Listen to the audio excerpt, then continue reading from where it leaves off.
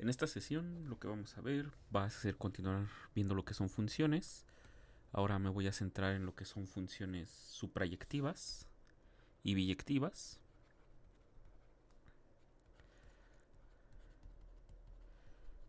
Entonces primero vamos con las suprayectivas.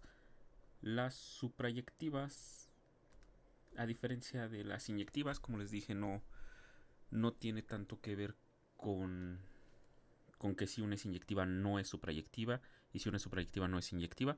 Eso no pasa. Puede haber funciones inyectivas, suprayectivas, funciones que son inyectivas y no son suprayectivas, o funciones que son suprayectivas y no son inyectivas. Entonces, o incluso funciones que no son ni inyectivas ni suprayectivas. Solamente por recordar, veamos que una función, déjenme denotarlo aquí nuevamente. Desde un inicio voy a trabajar con sea f, que va de A en B. Una función, recordemos que A y B son conjuntos no vacíos. Y de entrada aquí vamos a poner como recordatorio lo que entendíamos como una función inyectiva. Déjenme ponerlo aquí. Entonces aquí sería, ya no pongo el CAF, entonces F es inyectiva.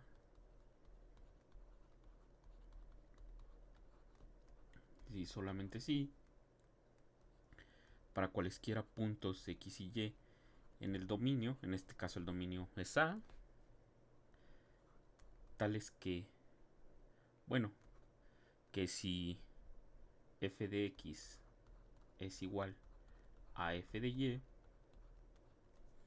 nos implica que el x tiene que ser forzosamente el y. Recordemos, bueno, aquí que este enunciado es un enunciado de la forma P si y solo si S implica T. Hay que tener mucho cuidado con estos enunciados, sobre todo cuando los negamos. Y bueno, esta es la definición de inyectividad. La pongo de esta manera como un recordatorio.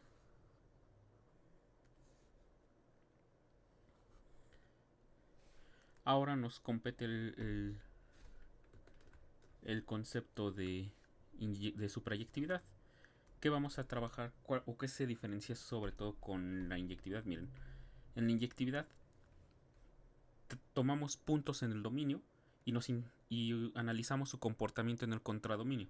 ¿Qué quiero decir con esto? Tomamos XY en el dominio A, pero nos importaba que en el contradominio o en el rango, en B, tuvieran el mismo valor, para concluir que dichos puntos eran exactamente los mismos.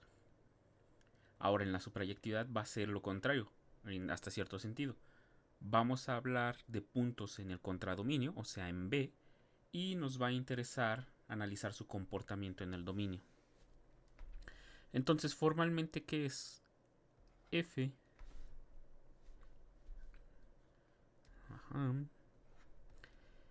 F se dice, bueno, mejor se dice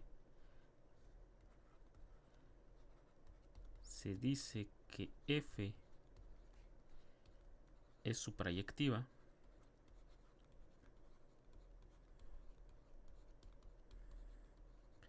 déjenme resaltar esta parte de suprayectividad. Es suprayectiva sí que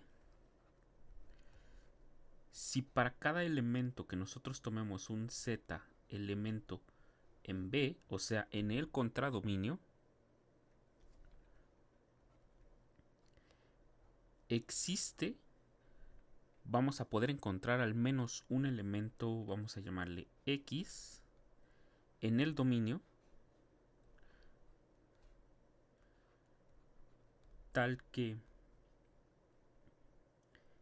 el f de X, o sea, el que encontramos nosotros, el que está en el dominio, al evaluarlo bajo f, nos va a dar el z. Esto es lo que nosotros vamos a entender por suprayectividad. Vean, ahora nos interesa tomar elementos en el contradominio y analizar su comportamiento en el dominio. ¿Qué pasa en el dominio? Que pues debemos de encontrar un elemento que vaya a parar a ese Z. Diferencia de la inyectividad, donde tomábamos dos elementos en el dominio y nos interesaba y estudiábamos su comportamiento con respecto al contradominio. Este concepto siento que es un poco más fácil de manipular y de hecho prácticamente toda función la podemos convertir en su proyectividad, cuando restringimos el contradominio. Pero bueno, vamos a hablar de unos ejemplos de algunas funciones. ¿Qué les parece si comenzamos sea con unas sencillas? ¿Qué les parece? F, que va del 1, 2, 3 al A, B, C, cuya regla de correspondencia, déjenme ponerla aquí abajo, la voy a poner, el 1 va a parar al A, el 2 va a parar al B y el 3 también va a parar al C, perdón, al B. Entonces esta función vamos a ver que no es suprayectiva, que de entrada no vamos a tener la suprayectividad. Y bueno, cumple la definición de función. A cada elemento cubrimos a todos los elementos del dominio, o sea, todo el 1, 2, 3 aparece acá abajo y solo les corresponde un elemento del contradominio. Eso continuando con la definición de función como una relación. Entonces vamos a tener que esta F no es suprayectiva.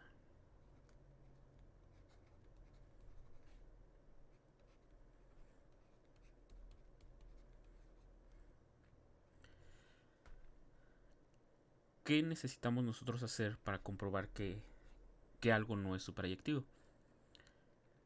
Bueno, vamos a contradecir nuestra situación.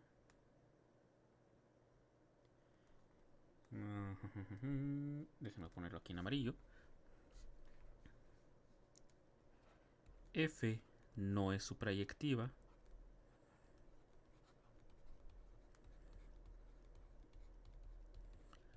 Recuerden, lo que tengo arriba es la definición de suprayectividad. Por tanto, una definición es hablar de una condición necesaria y suficiente. Entonces esto de arriba sería más que nada un sí solo sí, donde P es que una función es suprayectiva, sí solo sí. Para todo z existe un x en A tal que f de x es igual a z. Vean que este enunciado solamente tiene la estructura como tal de P sí solo sí Q, a diferencia de la inyectividad donde era P sí solo sí S implica T. En nuestro caso este es uno más simple, entonces la negación es aún más fácil.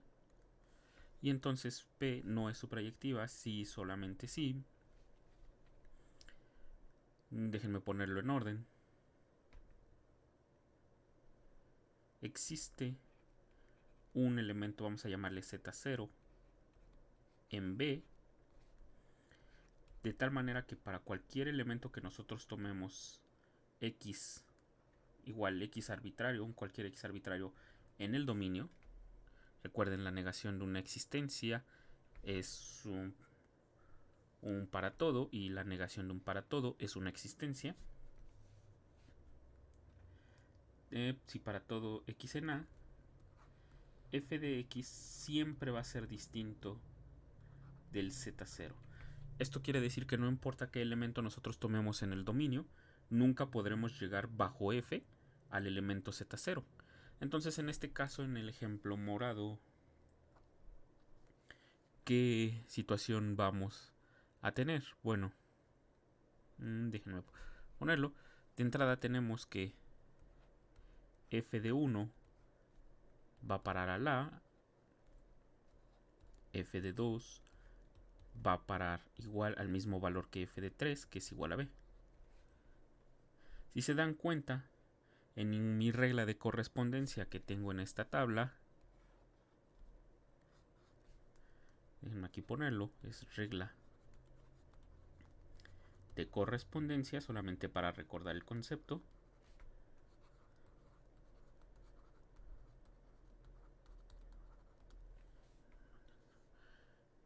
El elemento que no está jugando un papel en esta regla es la C. O sea, aquí lo puedo hacer visualmente. La C no está jugando un papel en esta regla de correspondencia. Entonces yo propongo que el C va a jugar este papel del Z0. Entonces, considerando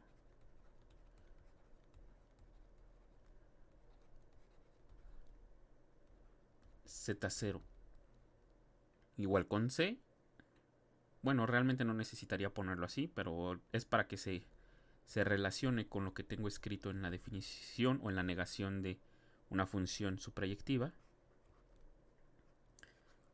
por la regla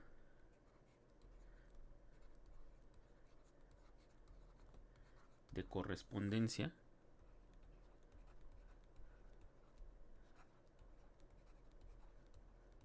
déjenme ponerle una referencia aquí a la regla de correspondencia, un identificador. Vamos a ponerle RC1 y le pongo el 1 porque tal vez ocupemos algunos otros. Vamos a ponerle RC1. Espero que no se esté oyendo la sirena.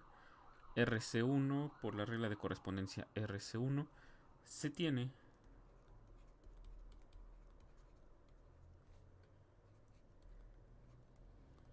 que para todo X en 1, 2 y 3 f de X va a ser distinto de C.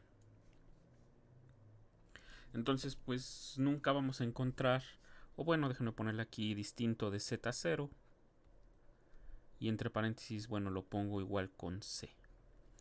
Y en este caso pues es fácil porque nuestra regla de correspondencia está escrita explícitamente. Veremos algunos casos donde la regla de correspondencia no es explícita.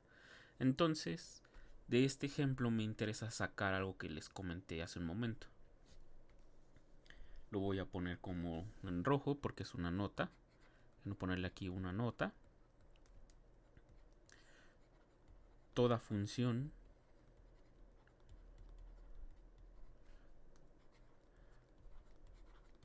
puede ser suprayectiva. Bueno, mejor en lugar de puede ser, puede convertirse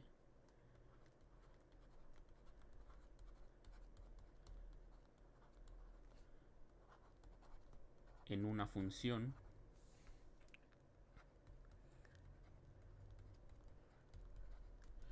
suprayectiva o sobreyectiva. Recordemos que también podemos encontrar ese término. ¿Y cómo logramos hacer esto de la función? Bueno, pues vamos a tomar unos recordatorios. Recordemos que sea...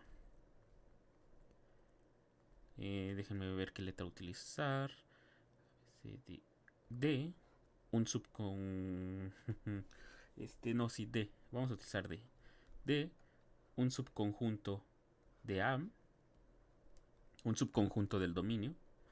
Recordemos que la imagen de D bajo F se define, voy a usar aquí el abuso de notación, como todos los puntos f de X, tales que X es un elemento de D.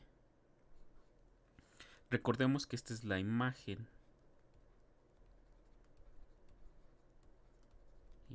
de D bajo F. Mejor lo pongo aquí, bajo F. Con esto nos vamos a ayudar mucho. ¿Por qué? Bueno, primero que nada, otra cosa que debemos de recordar, déjenme ver, lo voy a poner así un asterisco, es que f de D es un subconjunto, pero del contradominio. Déjenme aquí ser más específico en la definición. Los f de X en B, tales que X está en D. Entonces esta es la definición de una imagen de un conjunto. Por ejemplo, para el conjunto morado, déjenme ponerle aquí igual una referencia. Déjenme, para hacer referencia a este, E1, vamos a ponerle de esta manera. Para E1, por ejemplo, todo conjunto siempre es subconjunto de sí mismo. Eso hay que recordarlo. De hecho, también recuerdo la notación del potencia. O sea, todo conjunto es subconjunto de sí mismo. Y por tanto, pues yo puedo considerar la imagen de todo el conjunto, que no tiene por qué ser todo B. Por ejemplo, en el ejemplo E1, la imagen va a ser justamente el A y el B. Pues son los únicos que provienen de evaluar alguno de los elementos de A, del 1, 2, 3, en F. En este caso, bueno, déjenme aquí en lugar de escribir el A, déjenme ponerlo así, F del 1, 2, 3. Así, este tiene que ser igual al A y B. Y para que todo concuerde, es 1, 2, 3. Es un elemento del potencia de 1, 2, 3. Así está correcto. Entonces, de esta manera, pues tenemos la imagen de un conjunto. Déjenme también ponerlo todo esto como una nota.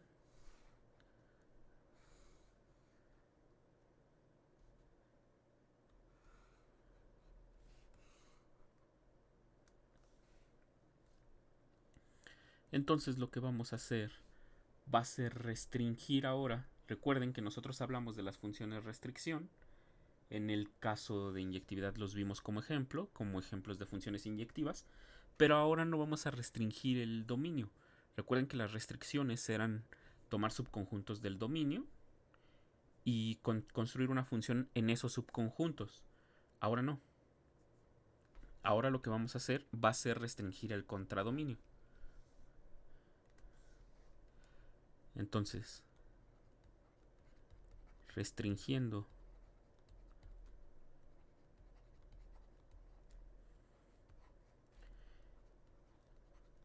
el contradominio, en este caso recordemos que es B a solo f de A, se obtiene una función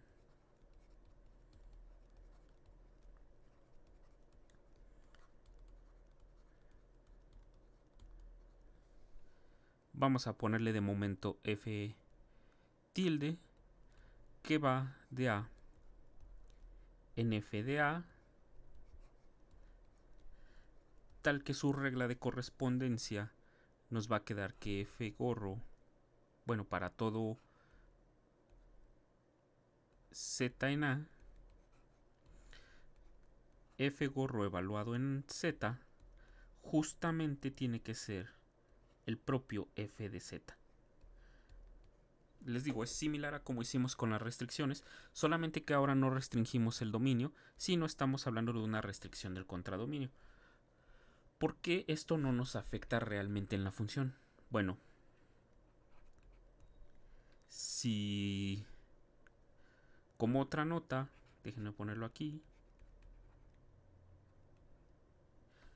si C es un subconjunto de B, tal que C es un subconjunto del complemento de B menos la imagen, a ver, espero que aquí no se enreden, menos la imagen de f de A. O sea, esto quiere decir de entrada que C intersección f de A es igual al vacío. ¿Esto por qué pasa? Bueno, pues un conjunto, déjenme ponerlo como una nota.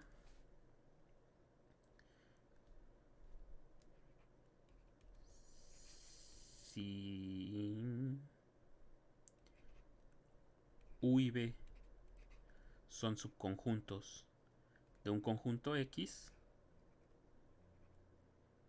bueno, si U es un subconjunto de un conjunto X, entonces U intersectado con su complemento siempre es igual al vacío. Entonces esto es algo que tenemos que trabajar. Y pues como esto pasa y C está en el complemento de f de A, pues entonces en particular C intersección f de A también es vacía. Partimos de este hecho. Déjenme reducirlo.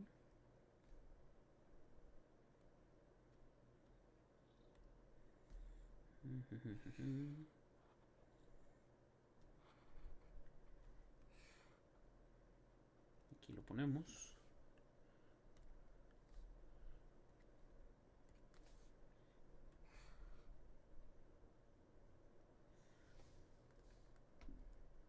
Y entonces, como tenemos que C intersección f de A es igual al vacío, esto nos va a implicar que la imagen de f de C, la imagen inversa, perdonen, la imagen inversa de SC es justamente el conjunto vacío. Solamente también por recordar quién es la imagen inversa. Recuerden, la imagen inversa de un conjunto es, déjenme ponerlo aquí, si C es subconjunto de B, la imagen inversa de C van a ser justamente todos los elementos en el dominio X en el dominio, en este caso el dominio es A, tales que bajo f de x van, cuando los evalúo en f de x, recuerden, siempre puedo evaluar todo elemento del dominio en f, es una regla de las funciones. Entonces, si al evaluarlo va a parar al C, entonces diremos que está en la imagen inversa de C. De esta manera, pues como estamos diciendo que ningún elemento, déjenme ponerlo aquí, y déjenme moverlo un poco más hacia la derecha, de esta manera. Como estamos diciendo que ningún elemento de este C, en este en particular, contiene elementos de la forma f de x, porque la intersección con f de es vacío y los elementos de f de a son de la forma f de x, pues al C no contener ningún elemento de esa forma, pues cuando yo tome la imagen inversa me va a dar un vacío. Por eso no es problema si yo reduzco el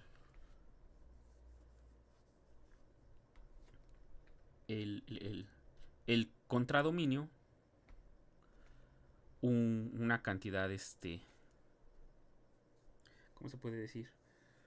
Una cantidad que no contenga elementos de la forma de f de x. Miren, lo voy a escribir más aquí abajo. Miren, en general,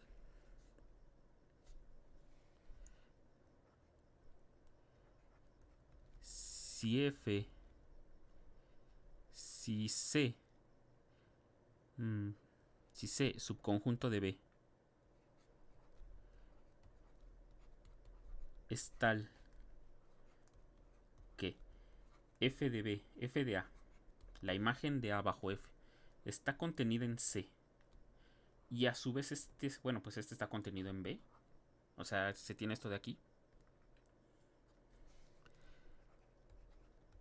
entonces f de A en C estará bien definida.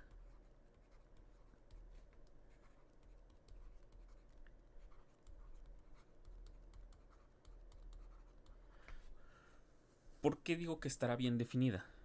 Pues prácticamente el f de A, la imagen la imagen de f de a, primero lo pongo así como f de a, este no es un signo menos, debería de tratar de evitar de usar signos menos, guiones, perdón, f de a, recuerden que son todos los elementos f de x que ya están en B, tales que x está en A. Aquí no hay tanto problema. Son todos los de esta forma, todos los que tienen la forma f de x, en automático ya están en la imagen de f de a. Si yo considerara un C que al menos no contiene un elemento de f de a, pues tendría problemas, porque recuerden que una condición para que f sea función,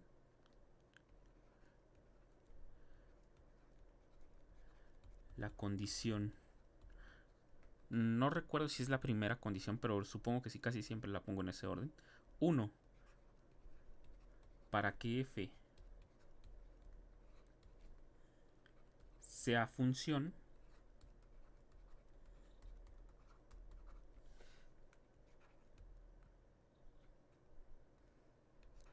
dice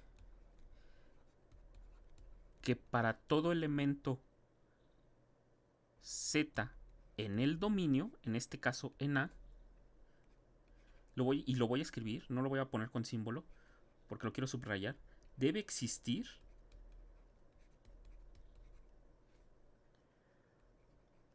un elemento, vamos a llamarle y en B, tal que el f de z va a parar justamente al y.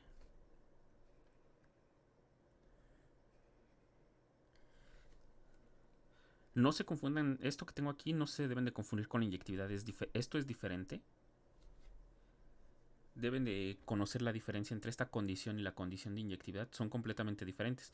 Miren, la condición de inyectividad involucra 2 puntos, acá arriba la tengo, mientras que la condición 1 para que algo sea una función solamente involucra un elemento del dominio. A veces uno se puede confundir con esto, pero no. Aquí es más, la existencia no es único. Bueno, sabemos que el punto 2 garantiza que es única, pero me refiero por unicidad a que el elemento y no puede pertenecerle a otro z. Eso es la inyectividad. En el caso de las funciones, el y le puede pertenecer a otros z sin problema, en general. Entonces ahí hay que tener cuidado. Esta es la condición 1. Si yo tuviera, si existiese un, vamos a llamarle un z0 en C, tal que z0, vamos a ponerle en C menos f de a para practicar con conjuntos. Esto quiere decir que z0 está en C, pero no está en f de a.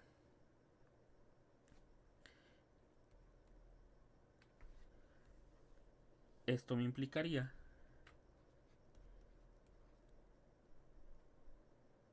que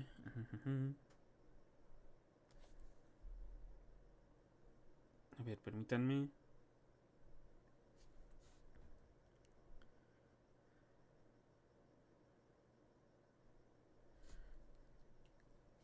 Que, recordemos que f le restringí el contradominio.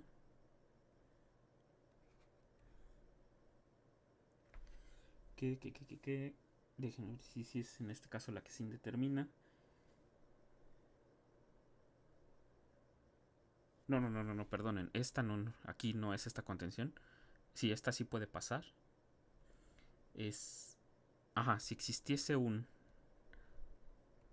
f de x, un elemento de esta forma, en f de a menos c, así está correcto. Perdonen, aquí fue un error mío la otra contención. En este caso, si existe un elemento f en la imagen, pero que no está en C, o sea que no se cumple esta triple condición, ¿qué pasaría? Pues esto me implicaría por la condición 1, déjenme ponerlo aquí 1, que f se indeterminaría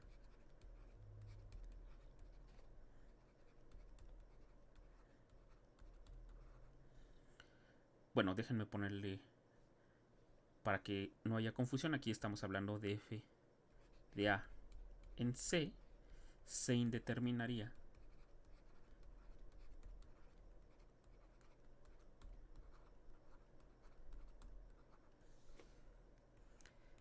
en X. X sería un elemento de A. Este que está aquí, este, sería este. Se indeterminaría en X en A. Y por tanto, F no sería función.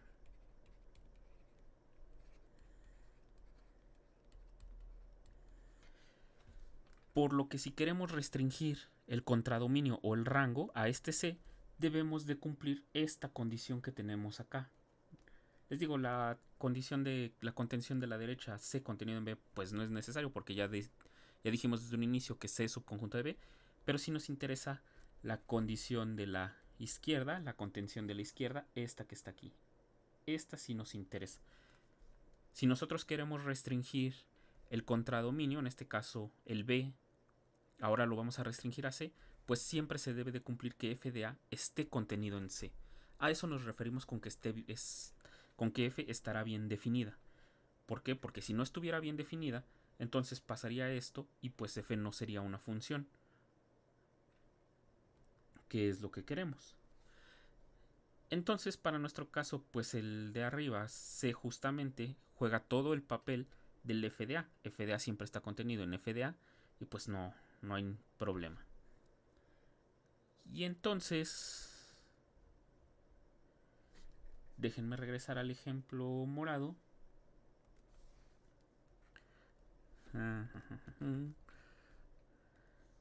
Entonces, restringiendo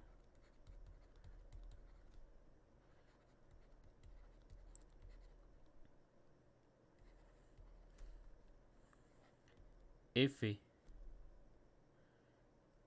que va de... Bueno, perdonen, no, mejor antes de hablar de esto, déjenme, casi se me estaba olvidando mostrarles esto, esta proposición. Déjenme ponerlo como proposición. F gorro que va... Bueno, F tilde que va de A en F de A es su proyectiva.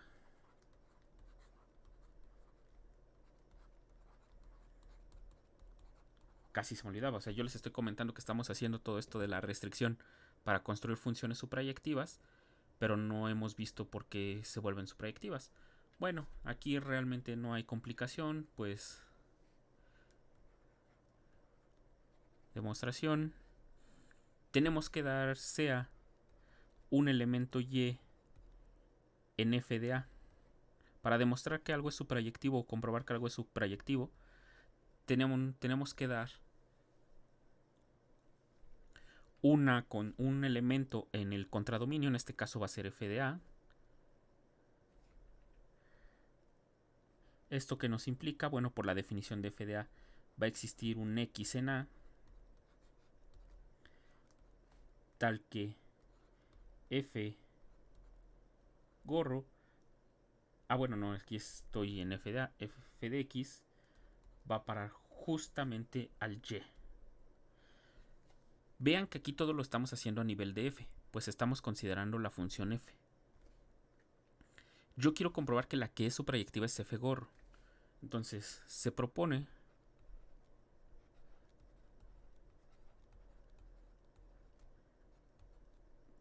x en a. Este x que estamos construyendo. Este que ya garantizamos su existencia. Luego debemos de comprobar que f gorro de x va a parar al y. Pero f gorro de x, bueno, f tilde, perdón, f tilde de x es justamente f de x por definición de f tilde. Miren, acá arriba lo tenemos. ¿Dónde lo tenemos? Aquí, miren. Aquí está la definición.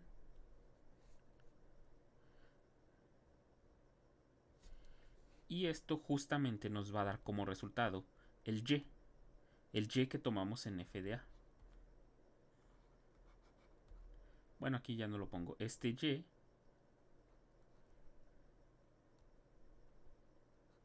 este y lo tomamos, es este que está acá.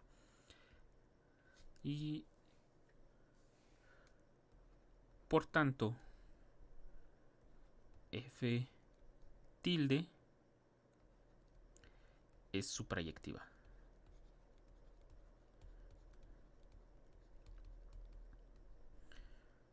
Entonces la idea de aquí, en general, de demostrar que algo es suprayectivo, quiere decir que vamos a tomar un elemento del contradominio y siempre tenemos que proponer un elemento del dominio que cuando lo evaluemos en la función, en este caso esto que hicimos aquí, vaya a parar aquel que dimos arbitrario, en este caso el y. Aquí al tomar un y en f de a, pues yo sé que va a existir un x. No sé cómo sea, no sé que va a existir. De tal manera que ese x, al evaluarlo en f, me va a parar al y. Pero aquí fue evaluarlo en f. Esto es lo que yo obtuve por tomar un elemento en el contradominio. O sea, aquí solo estoy aplicando la propiedad que cumple el f de a. Y luego, bueno, pues yo se propone un elemento, el elemento en el dominio. En este caso fue el que me dio la propiedad de la imagen de a bajo f. Lo evalúo en f gorro, en f tilde, perdón, y me da por la definición de f tilde, pues llego a que es el y que tomé arbitrario. Entonces pues ya mi f tilde es suprayectiva. Y ahora sí, regresando al ejemplo 1, considerando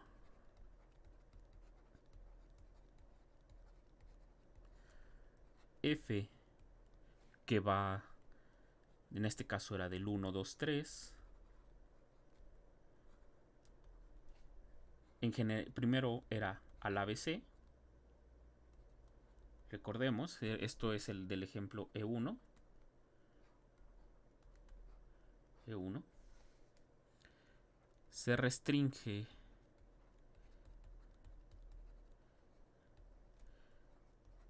el contradominio. Se restringe el contradominio de f. ¿A dónde? Pues ahora vamos a considerar f tilde, ¿sí? Que va del 1, 2, 3. ¿En quién? En f del 1, 2 y 3. Y bueno, esto me lleva a que f tilde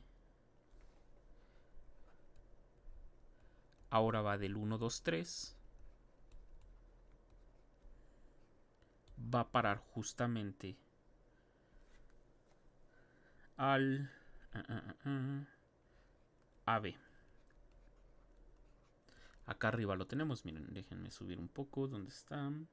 Miren, aquí lo tenemos para E1. Si tomamos el 1, 2, 3, F de 1, 2, 3 es justamente el AB.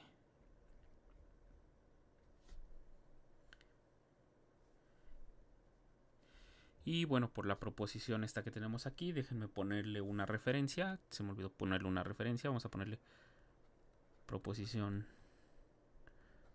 P1.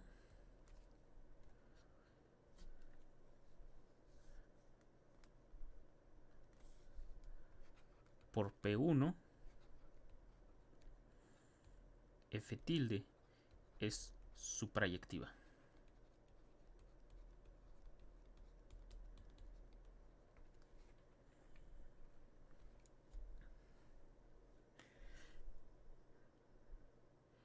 Entonces, ya tenemos un ejemplo de una función suprayectiva que de inicio no era suprayectiva. Miren, acá arriba vimos que no era suprayectiva. Pero bajo todas estas observaciones que hicimos aquí, vamos a tener la suprayectividad que queríamos. ¿Qué otros ejemplos, bueno, podemos tener con suprayectividad? ¿Qué les parece ahora si vamos a tomar G que vaya de R en R, tal que para todo X en R, G de X sea igual a X al cuadrado?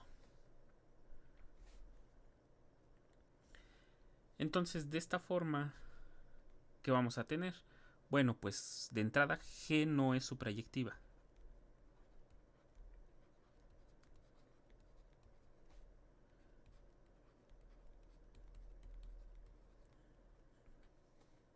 ¿Por qué? Bueno, para cada x en los números reales, no importa quién sea, positivo, negativo, cero, x cuadrada siempre es mayor o igual que cero. Siempre. Entonces,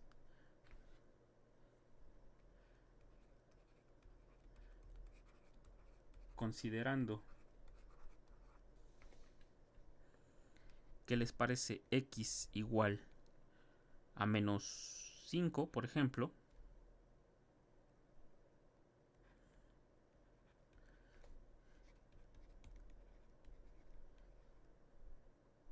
bueno, y, perdón, así, y igual a menos 5, se tiene que y es estrictamente menor que 0.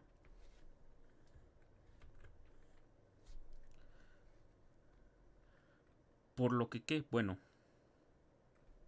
déjenme poner quiénes son los elementos de f de a. Déjenme ponerla aquí. En este caso, la imagen de los números reales bajo g.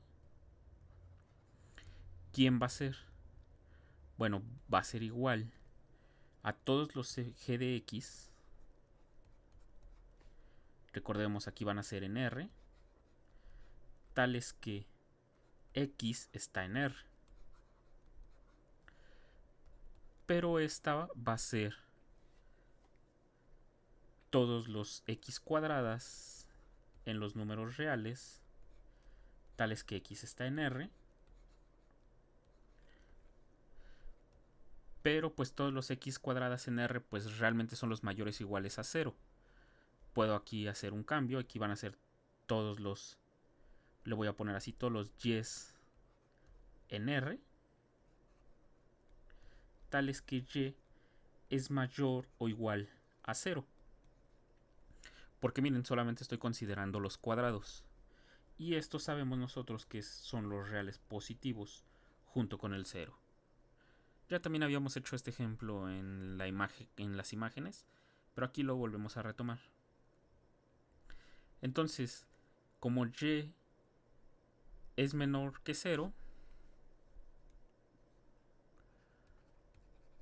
como y es estrictamente menor que 0, esto me implica que y no pertenece a los reales positivos junto con el 0, que resulta ser g de r.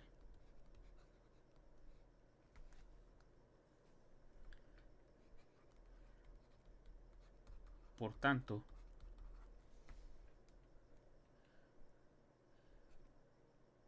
para todo elemento x en R, y siempre será distinto de g de x. Recuerden que y era igual a menos 5. Eso solamente lo puse para tomar el y menor que 0. Yo pude haberlo hecho general y tomar cualquier y negativo. Pero bueno, solo puse el menos 5 para que se viera explícitamente que el y es estrictamente menor que 5. Exhibí solo 1. Puede exhibir una infinidad porque pues y solamente debe ser menor que 0 y va a cumplir lo que tengo acá abajo. No hay problema. Pero en la suprayectividad, si quiero ver que algo no es suprayectivo, me basta exhibir 1. Con que exhiba 1, ya puedo decir que mi función no es suprayectiva. En este caso, bueno, y es distinto de g. Justamente porque el y nunca va a ser de la forma g de x. Al no ser de la forma g de x, pues no va a estar en la imagen. Y eso, bueno, también me lleva a otro resultado sobre suprayectividad. Otra forma de demostrar la suprayectividad en términos de conjuntos. Pero aquí, bueno, déjenme poner mejor si la proposición de una vez. Proposición.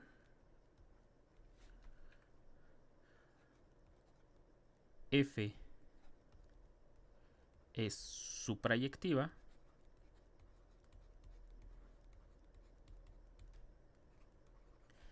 si, solamente si,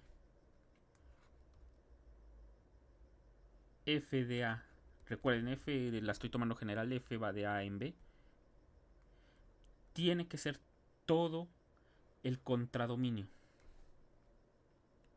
Absolutamente todo. Esto es consecuencia de lo que teníamos acá arriba, en lo que hicimos la observación en rojo. Ya convertimos la función. Nosotros convertimos cualquier función en su proyectiva restringiendo el contradominio. Pero si al restringir el contradominio resulta ser que es todo B, pues en automático esta ya nos da una función suprayectiva. Entonces, déjenme ponerlo aquí. Esto es consecuencia de la nota.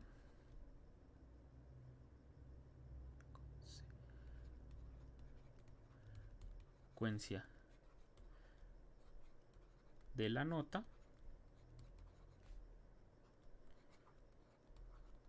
Pues si f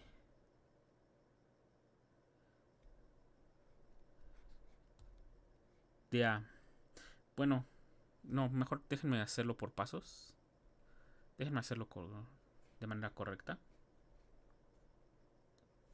Recuerden que estamos haciendo un sí, solo sí. En este caso. La idea del demostrar sí, solo sí, recuerden que es demostrar dos enunciados. Entonces vamos a demostrar primero la necesidad. En este caso vamos a tener por hipótesis que f es suprayectiva. F es suprayectiva.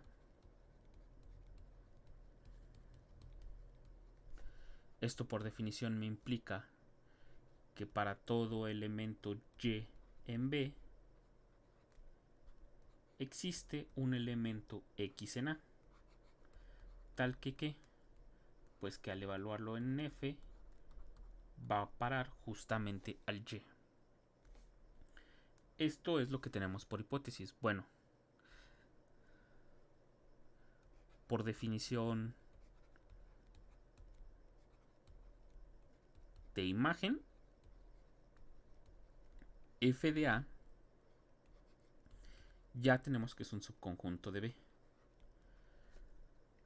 Ahora nos falta probar que B está completamente contenido en f de A.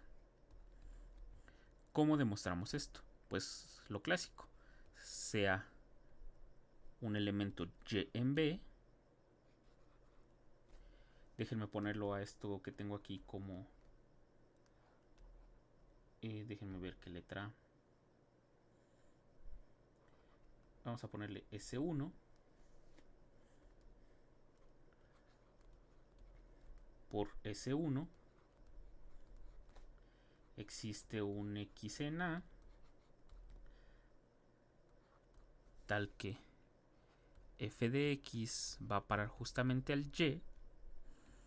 Y esto me implica, bueno, que el Y tiene la forma f de X. Lo que me implica que justamente el Y pertenece a f de A. Recuerden, nuevamente lo vuelvo a escribir. La imagen de un conjunto, la imagen de abajo, f, resultan ser todos los f de X en B, tales que X está en A. Esta es la imagen de A bajo F. En este caso, pues yo di un X en A porque sé que existe por la definición de su proyectividad, de tal manera que al evaluarlo en F, pues va a parar al Y. Lo que quiere decir esta igualdad es que Y tiene la forma de los elementos de la imagen de A bajo F, o sea, es de la forma f de X, y por tanto Y pertenece al f de A. Y bueno, pues ya esto me implica, como el Y era arbitrario y yo un elemento arbitrario en B y comprobé que el Y también va a parar al f de A, pues B está contenido en f de A, que es lo que quería demostrar de esta idea. Y ahora sí, la suficiencia justamente nos dice que si nosotros queremos ahora, que si nosotros tenemos que f de A es igual a B, debemos de comprobar que f es suprayectiva. Pero eso es consecuencia inmediata. Ahora sí lo pongo. Se tiene como consecuencia inmediata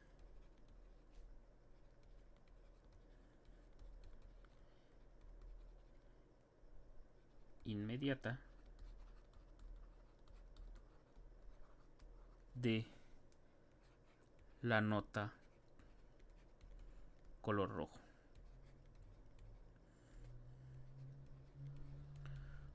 ¿Por qué? Pues recuerden que ya comprobamos que la restricción esta de aquí en f de a es suprayectiva. Ya lo comprobamos.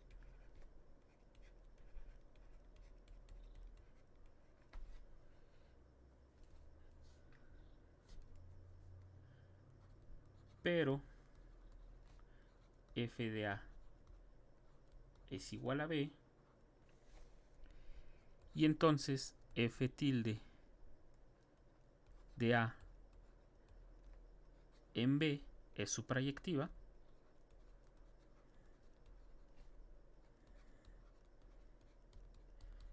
Y ahora, ¿cuándo dos funciones son iguales? Bueno, dos funciones son iguales si coinciden en dominio y en contradominio. En este caso la f tilde tiene como dominio a y la f también. La pongo aquí abajo. F, recuerden que va de a en b. Y también tienen como contradominio a b. La otra condición que nos basta es que las reglas de correspondencias de cada una sean las mismas. Y por definición, f tilde, bueno, para todo x en a,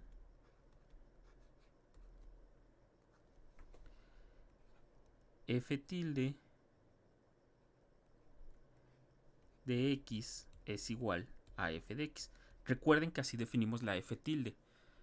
Entonces ya la regla de correspondencia es exactamente la misma para las dos. Como son iguales, esto me implica que f tilde es igual a f, y por tanto, f también es suprayectiva.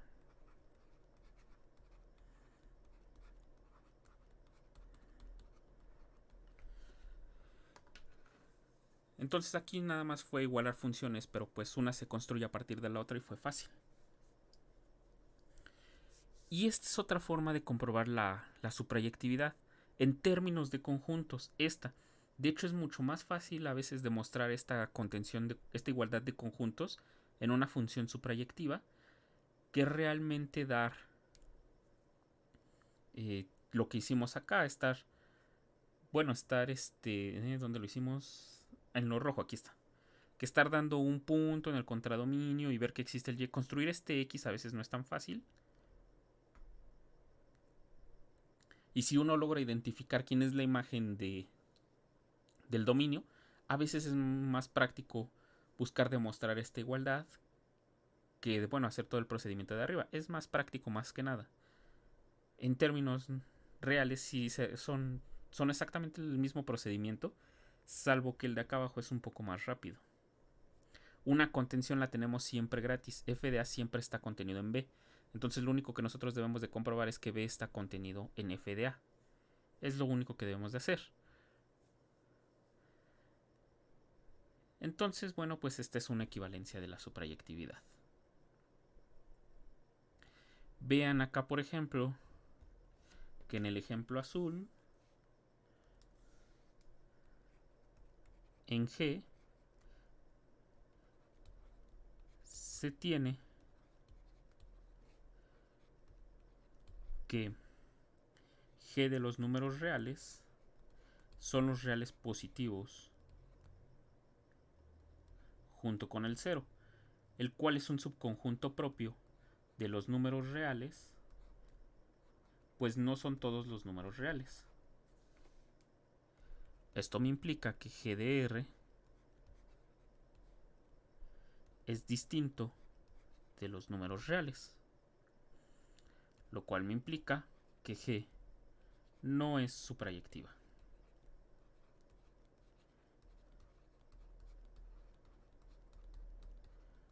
Vean, aquí otra vez estoy demostrando que G no es suprayectiva en dos líneas, comparado con todo lo que hice acá en azul para ver que no era suprayectiva. Realmente serían 4 porque, bueno, la imagen aquí Bueno, aquí también de todos modos tuve que calcular la imagen, eso es cierto, tuve que identificarla. Pero vean que esto se simplificó al utilizar este resultado de amarillo.